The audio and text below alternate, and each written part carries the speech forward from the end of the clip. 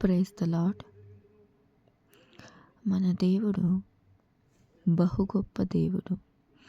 అసాధ్యములకు దేవుడై ఉంటున్నాడు. ఆయనకు సాధ్యమైనది అన్నీ చేయగలిగిన దేవుడు. ఆయన రోషము కలిగిన దేవుడు అయి ఉంటున్నాడు. ఆయన నాకు అసాధ్యమైనది ఏమైనా ఉన్నదా అని మనల్ని ప్రశ్నిస్తున్నాడు. ఎందుకంటే సర్వాధికారి, సర్వోన్నతుడు, సృష్టికర్త అయిన ఉంటున్న దేవుడు మన దేవుడు. ఉన్నవి లేనట్టుగా, లేనివి ఉన్నట్టుగా చేయగలిగిన గొప్ప దేవుడు.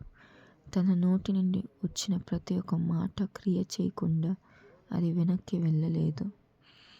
ఆయన జోక్యం చేసుకుంటే అసాధ్యమైనవి కూడా సాధ్యమైనవి. ఆయన కేవలం గొర్రెల కాపరుల్ని రాజుగా చేసే సమర్థుడు. రాజుగా ఉన్న వాళ్ళని ఒక మృగం వలె గడ్డిని తినిపించే సమర్థుడైన దేవుడు. ఈ నిమిషం నేను మాట్లాడుచుండగా ఆత్మ ద్వారా దేవుడు మీకు బయలుపరుస్తున్నారు. మీరు ఏ విషయంలో అయితే బాధపడుతున్నారో, ఏ విషయంలో అయితే మీరు నలిగిపోతున్నారో, ఇది నా వల్ల కాదు, ఇది నా జీవితంలో జరగదు, ఇది జరుగుతుందా అని నిరాశపడుతున్నారో, ఇప్పుడే దేవుడు మీకు మాట సెలవిస్తున్నారు. ఆయనకు అసాధ్యమైనది ఏదీ లేదు.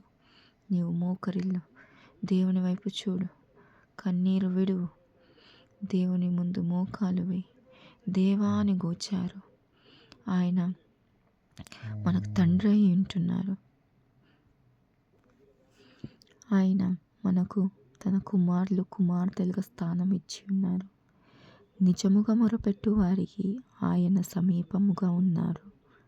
కాబట్టి నీవు దిగులు చెందకు, భయపడకు.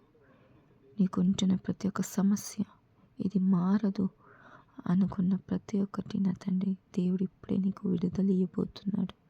దేవుడు ఇప్పుడే దానికి నా తండ్రి సమాధానం ఇవ్వబోతున్నాడు.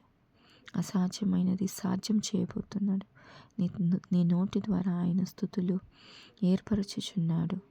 ఆయన గొప్ప దేవుడు, పరిశుద్ధుడు, 1000 దూతలతో నిత్యము స్తుతింపబడుతున్న దేవుడు.